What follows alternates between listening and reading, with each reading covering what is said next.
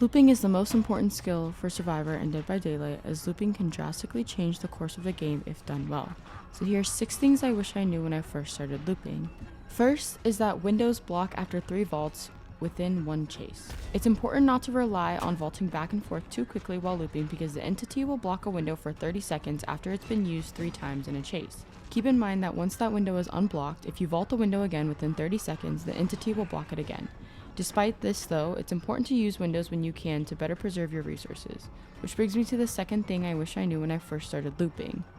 Prioritize the use of windows over pallets when in chase. Although pallets are safer than windows, once they're thrown and or broken, they cannot be used again without perks such as any means necessary or apocalyptic ingenuity. It's always best to use your 3 window vaults when possible before playing a pallet to keep the pallet up as long as possible. After all, once a pallet is gone, it's gone, but windows can be reused throughout the entire match.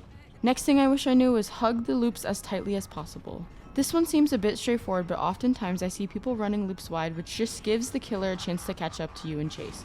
Even though killers are faster than survivors, looping a tile as tightly as possible creates maximum distance between you and the killer, helping extend your chases. Another tip that can help create distance between you and the killer is learning how to connect tiles. Once you learn how to connect 2 nearby tiles, it can drastically increase your chase time and put a lot of distance between you and the killer. Looping is all about finding the best ways to create distance between you and the killer, so learning how to connect tiles can help create that distance, preserve your resources as you'll have more to work with, and throw the killer off by potentially mind gaming them into thinking you're still at one tile when you've already moved on to the next one.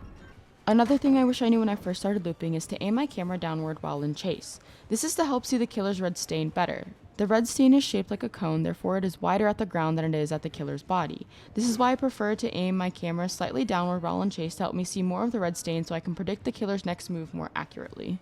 This is most helpful when you're looping taller filler pallets when it's harder to see the killer's body, causing you to rely on the red stain more than the killer's body itself.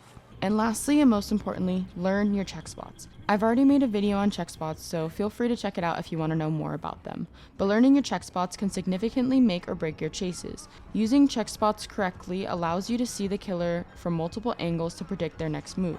Doing things such as angling your camera slightly upward when at a check spot, walking, or tapping A and D while in chase can give you an advantage while looping, as it gives you time to assess what the killer is doing before you make your next move.